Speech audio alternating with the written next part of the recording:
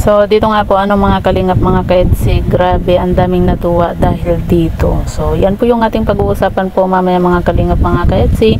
Pero bago po natin ipagpatuloy ang video ito sa mga bago pa lang po sa ating munting channel, huwag po natin kalimutang suportahan ang ama ng Kalingap Kuya Val Santos Matubang at Kalingap Rob. At paunawa, panoorin po muna ang full video bago mag-comment para malaman ang nilalaman ito.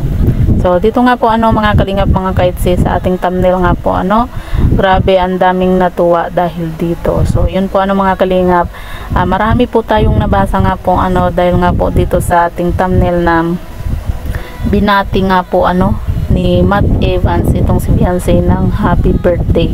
Kaya naman ang dami po nating nabasa nga po at talagang tuwang-tuwa nga po dahil nga po dito sa pagbati nga po ni Matt Evans kay Beyonce ng happy birthday.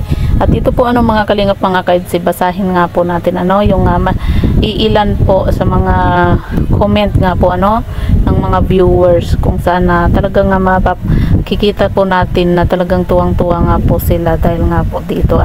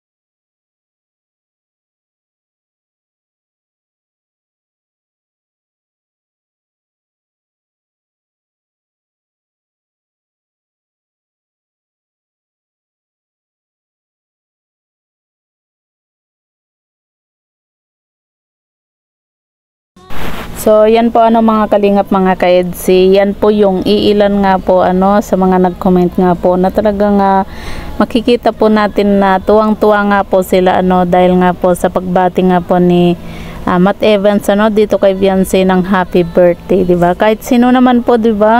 Nakakatuwa lang po na yung iniidolo po nating tambalan ay binati po ng isang Matt Evans, yung sikat na artista, tapos babatiin yung iniidolo nga po nating tambalan, kaya marami po yung natuwa nga po dahil dito mga kalingap mga kaedsi.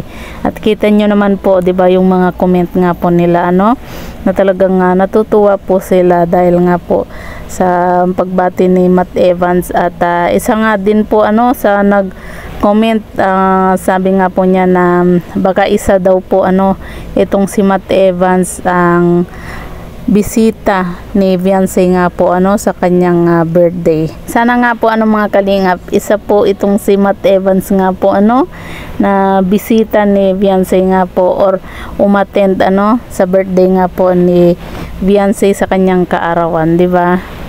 Malay po natin, di ba? So yan po mga kalingap mga kaedsi, po yung masasabi nga po ninyo sa video ito. I-comment nyo lang po sa ibaba at babasahin po natin isa-isa.